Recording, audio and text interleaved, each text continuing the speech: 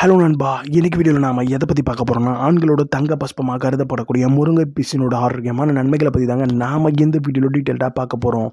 முருங்கை மரத்தில் கால்சியம், நார்ச்சத்து, சுண்ணாம்பு சத்து மாதிரியான அதிக சத்துக்கள் காணப்படும். இருந்தாலும் இதிலிருந்து வெளியே வரக்கூடிய அந்த பசை மாதிரியான பொருள், அதை தான் முருங்கை பிசின்னு நாம் சொல்கிறோம். அதில் ஏராளமான சத்துக்கள் காணப்படுது. இந்த பிசினோட நிறம் சிவப்பு நிறத்தில் காணப்படும், சில நேரத்தில் மஞ்சளாக பழுப்பு நிறத்தில் காணப்படும்.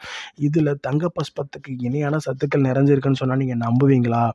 இந்த பிசினை நாம் யாரெல்லாம் எப்படி சாப்பிடணுன்றதை பற்றி நாம் இந்த வீடியோ டீட்டெயிலாக பார்க்க போகிறோம்.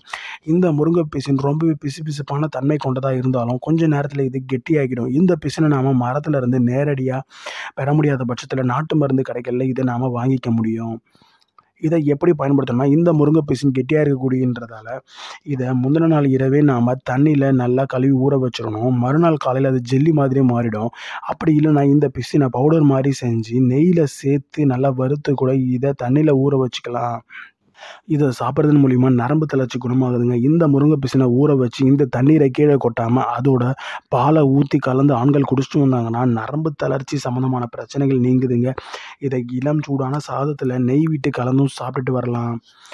இந்த பிசினில் அதிக அளவு இரும்பு சத்து இருக்குதுன்றதால பெண்கள் இதை தவற விடக்கூடாதுன்னு சொல்கிறாங்க. இதை சாப்பிட்றதன் மூலியமாக பெண்களுக்கு ஏற்படக்கூடிய இரத்தப்போக்கு பிரச்சனை கூட குணமாகுதுங்க. இரத்த சோகை பாதிப்பு வரதை தடுக்க முடியும்.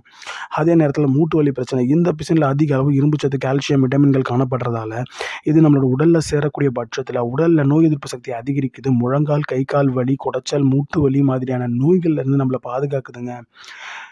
கொதிக்க வச்ச பாலில் ஊற வச்ச முருங்கை பிசினையும் பனங்கற்கட்டையும் கலந்து குடிச்சிட்டு வரதால தலைவலி, வாயு தொல்லை, சளி தொல்லை, இருமல் மாதிரியான பிரச்சனைகள்லேருந்து நீங்குது. வெந்நீரில் கலந்து குடிச்சிட்டு வந்தீங்கன்னா தலைவலி கூட குணமாகுதுங்க. முகத்தோட பொலிவுக்கு ரொம்ப யூஸ்ஃபுல்லாக இருக்குங்க.